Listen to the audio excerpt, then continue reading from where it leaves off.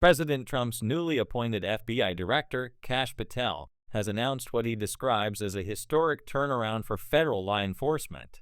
According to Patel, the FBI has achieved a 91% increase in arrests related to violent crimes, all within just 8 months under his leadership.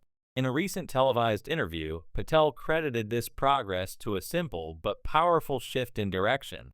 He explained that under the Trump administration, the Bureau has been given a clear mandate to focus on fighting violent crime and defending the homeland, rather than pursuing politically motivated investigations.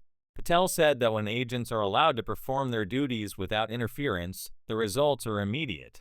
When you let good cops be cops, he explained, they go out and get the job done. He added that morale inside the Bureau has improved significantly as agents once again feel supported by both the administration and the American people. Under Patel's direction, the FBI has launched what it calls Operation Summer Heat, a national effort aimed at taking down violent offenders, drug traffickers, and organized crime networks. Within months of the program's rollout, Patel reported double-digit improvements across every major category, from arrest rates and child rescues to fentanyl seizures and counter-terrorism operations. He emphasized that the goal is not simply to increase numbers, but to restore law and order to communities where citizens feel unsafe. When our streets are protected, he said, families can rebuild their sense of security, and children can pursue their futures without fear. The initiative has focused heavily on major cities struggling with crime waves. One of Patel's recent visits was to Chicago, where he described the conditions as alarming. During his trip, Patel learned that Chicago currently faces over 110,000 active gang members operating within the city limits. There have been more than 1,200 shootings so far this year, resulting in approximately 360 homicides. Patel argued that these numbers reveal a failure of local leadership. He said some city and state officials have embraced policies that weaken law enforcement, including defund, dismantle, and no-bail approaches, and that these have only made the streets more dangerous.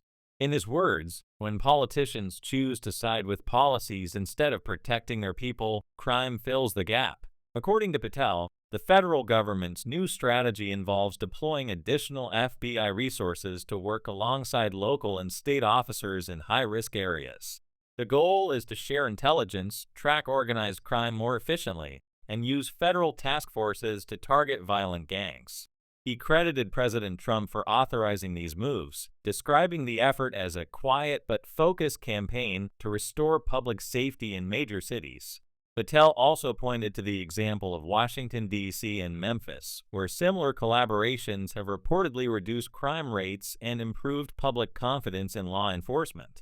He said the same approach is now being expanded to other metropolitan areas, including Chicago, Baltimore, and St. Louis.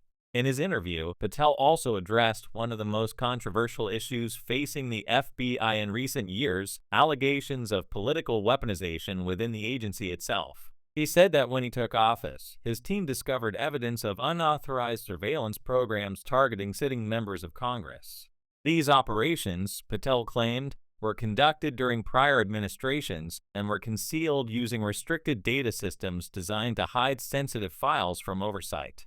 According to Patel, 8 United States senators had their phone records subpoenaed through grand jury processes, and the resulting information was stored in digital vaults under prohibited access.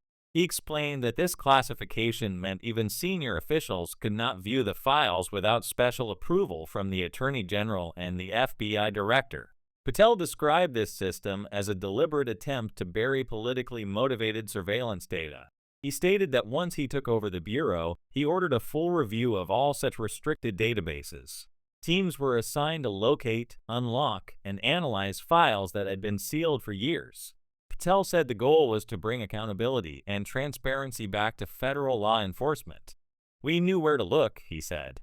We knew which doors to open, and we opened them all.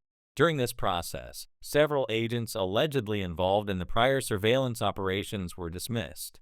Patel confirmed that the internal public corruption unit responsible for authorizing those programs has been disbanded. He added that the investigation into the incident is ongoing, with the results expected to be shared publicly once the review is complete. He went on to emphasize that this cleanup effort is not about revenge or politics, but about rebuilding public trust. He described the new FBI as a force that serves the people, not the politicians. Patel stated that under his leadership, no secret room, no digital vault, and no classified network would remain beyond accountability. The Bureau's new approach, he said, reflects a larger philosophy that law enforcement must be free from political agendas if it is to protect citizens effectively. Patel described this as a direct mandate from President Trump to end politicization, restore integrity, and focus on results. The results so far, Patel said, are measurable. Violent crime rates are dropping in several major jurisdictions. Fentanyl seizures are at record highs. The number of missing children recovered through federal-local partnerships has increased sharply, and morale within the FBI ranks has improved after years of internal division. Observers note that these claims will likely be subject to independent verification in the months ahead. But Patel maintains that the trend is clear. The FBI is now operating with renewed focus and efficiency. During the interview, Patel also reflected on the Bureau's renewed counterterrorism and counterintelligence efforts. He stated that these divisions are working at levels this country has never seen before, with updated methods for identifying threats before they reach U.S. soil. While he declined to provide specific figures, Patel said the Bureau's intelligence partnerships with local and international agencies have expanded significantly. He attributed this progress to cooperation and trust, both between the FBI and its partners, and between agents and the public they serve. Our agents know they have the support of the administration and the confidence of the American people, Patel said. That's what drives them to give their best. In conclusion, Patel reiterated that his mission as FBI director is twofold: to reduce crime and to rebuild the credibility of the agency. He said transparency will continue to be a cornerstone of his leadership. We will unseal every vault that needs to be unsealed, he said. We will show the American public exactly how prior systems operated and how we are changing them. Supporters of the administration have praised the Bureau's new direction, saying it reflects a long-awaited return to practical policing. Critics, however, argue that the emphasis on political cleanup may distract from ongoing investigations, and that claims of a 91% increase need further data for confirmation. For now, Patel insists that the numbers speak for themselves. This is not theory, he said. This is action. This is what happens when law enforcement is allowed to enforce the law. The director concluded the interview by thanking federal, state, and local officers for their continued service. He said the FBI's mission remains clear: to safeguard every American, uphold the Constitution, and pursue justice without bias.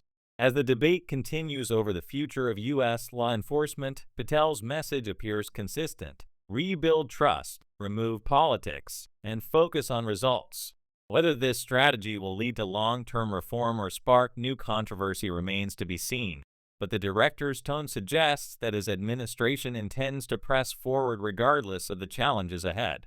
The story of Operation Summer Heat and the broader FBI transformation will continue to unfold in the coming months.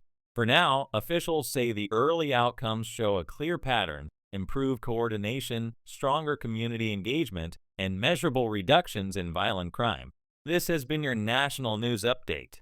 Stay tuned for more developments as new data from the Department of Justice and FBI become available.